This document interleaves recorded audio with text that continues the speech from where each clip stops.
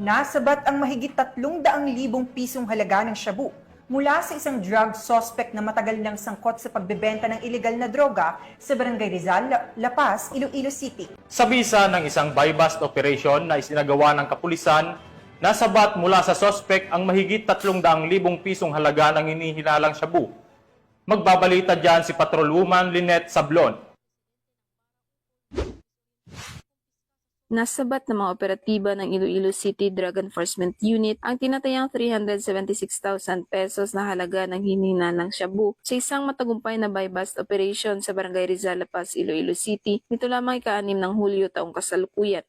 Matagumpay na naaresto ng mga tauhan ng CDEU sa pangunguna ni Police Captain Ryan Christ Inot, Officer in Charge, ang suspect na si alias Angelino, 32 anyos at residente ng nasabing lugar.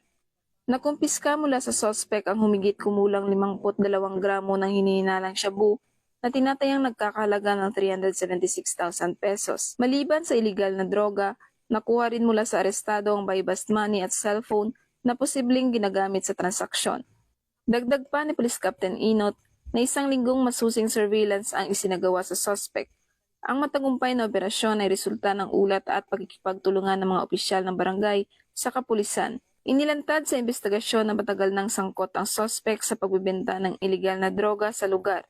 Kasalukuyang nakadetain ang sospek sa impilan ng pulisya para sa dokumentasyon at nakatakdang sampahan ng kasong paglabag sa Republic Act 9165 o ang Comprehensive Dangerous Drugs Act of 2002. Ang pagkakahuli kay alias Angelino ay isa sa mga anti-drug operations sa lungsod na matagumpay na naisagawa ng mga kapulisan ng Iloilo City. Ayon sa CDEU, patuloy ang kanilang koordinasyon sa iba't ibang barangay upang matiyak ang kaligtasan ng mga mamamayan laban sa banta ng kriminalidad at kalakalan ng ipinagbabawal na droga.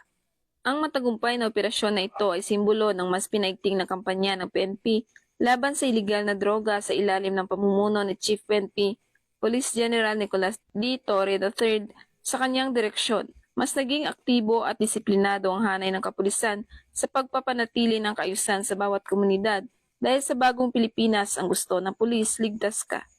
Mula dito sa Police Regional Office 6, ako ang inyong Police News Network Correspondent, Patrolwoman Jolabel Alvior, alagad ng batas tagataguyod ng Balitang Pulis.